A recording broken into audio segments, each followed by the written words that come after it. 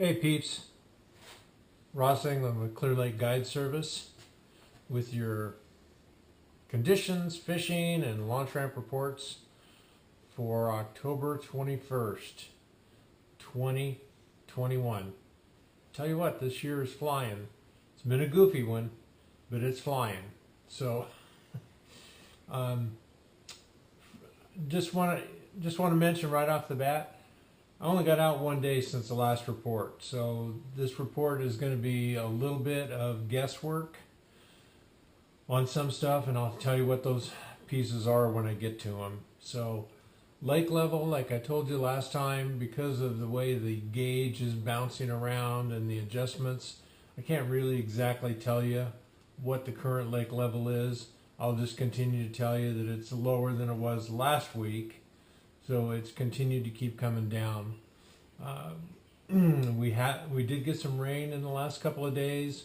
We've got a lot more that is forecast to come in. I don't really expect to see a significant lake rise, even though we have one day that they're talking about getting almost 3 inches of rain in a couple of days. It's going to take 6, 7, 8 inches of rain before any of these creeks even start to have water in them. So until these creeks start having water and we start seeing something running in, there's nothing significant that's going to happen as far as lake level. So launch ramps, same story. Probably one caveat is that I know that there was a few people who were still using the Brados ramp, and I think they've pretty much quit doing that. It's just gotten to be too big of a challenge getting in and out of there. The Clear Lake Oaks ramp, there's still people using it. There's still at least a few people launching off the beach. Message will be the same that I give you every week. I wouldn't do it. Do it at your own risk. 5th Street is still the better ramp. It's still in good shape.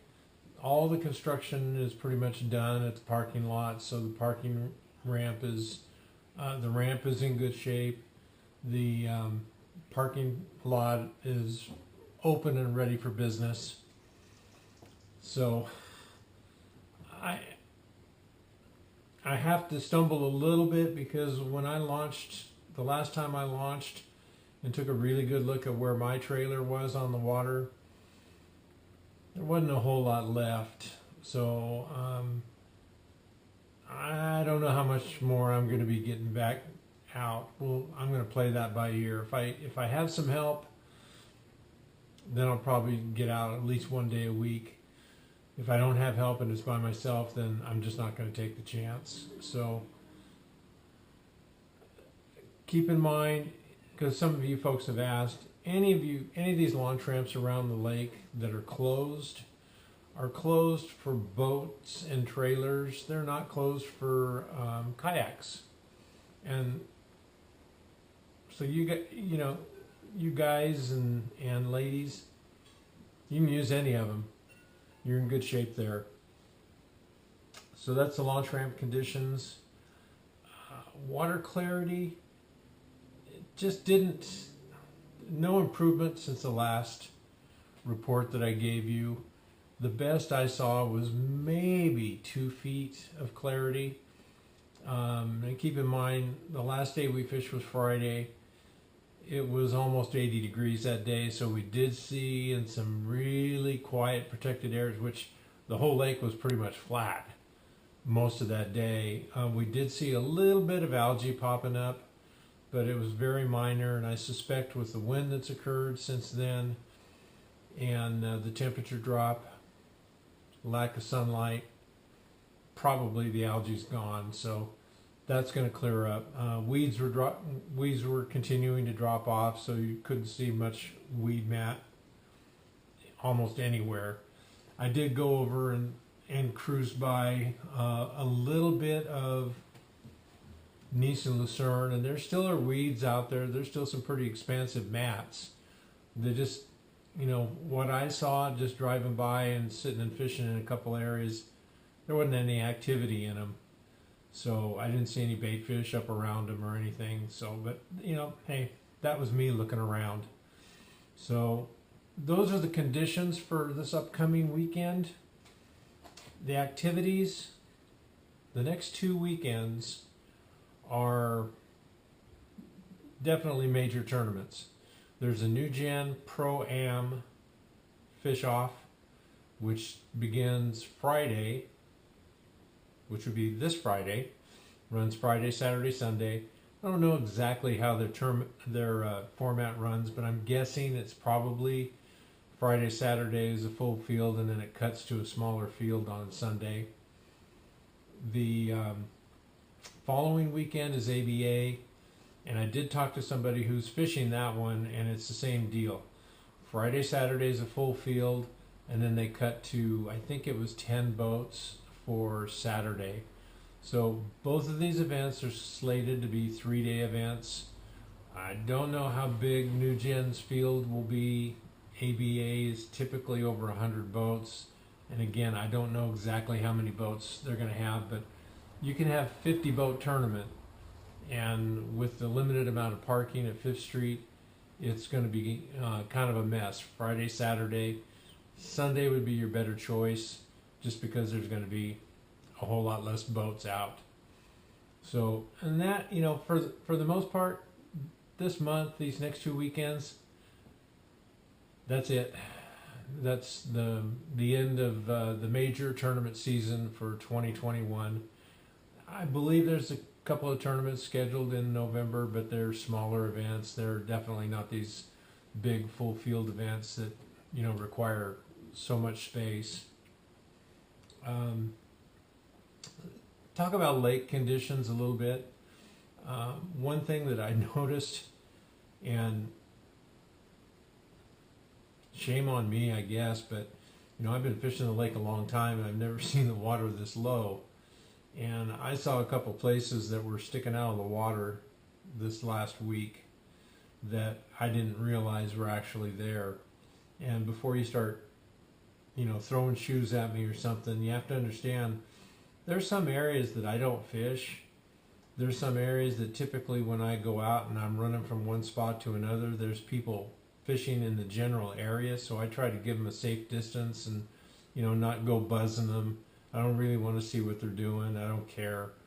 But there was one that stuck out on me this last day out that I really, I thought, now that's where that one is sitting, that could do some damage. And that was off of the northeastern side of Anderson Island. There's a little rock pile that sticks out there, a point. Everybody kind of knows the one that sticks out on the corner that kind of shoots down towards Monitor, but this one's back up, kind of on the Windflower side. And I'm telling you, the top of that was out of water, and it's at least 25 yards off the bank. So just sharing it with you to say, man, even if you know what you're doing up here, you can be surprised. So give it some space. Get your boats back home in one piece. Just real quickly, the fishing. I really struggled. Two days before, this would have been, I think, Wednesday, Thursday, something like that. Can't remember now. But we actually had one day, no, this would have been Thursday last week. I actually had one day that we blanked. I had 2 people out we cut it off at 5 hours. Each one of them had 1 fish on, but didn't land them. We never landed a fish. It's only the second time that's happened in like 20 years of doing this. So it wasn't a good day. I honestly can't really even say it was the anglers either, because I was fishing hard after about the first half of that day trying to get bit, and I couldn't get bit. So we kind of readjusted on the next day, which was another person out Friday, good fisherman, stuck with reaction baits, and he had a pretty decent day. You know, it wasn't what I would call a typical fall day for Clear Lake, but he caught fish. all on reaction baits. All of them were on square bill, as a matter of fact, pretty shallow, like 2 to 4 feet, something in that range. And then I told another guy that I know, have gotten to know pretty well, who has a weekend house up here, and he went out and applied what I told him, and I think he had a 23-pound limit the next day doing the same thing. He had some really nice fish. Had 6-pounder and a couple of 5s. So he definitely kicked my fanny, but it was good to see him go out and have a good day. And it's good to see that I got something figured out, whether I'm back out there or not. So the bite's weird. I mean, I've talked to a number of people at the launch ramp that are just scratching their head because we just can't believe that this is actually how the lake is fishing in October. So for the most part, reaction bait bite for us, square bills,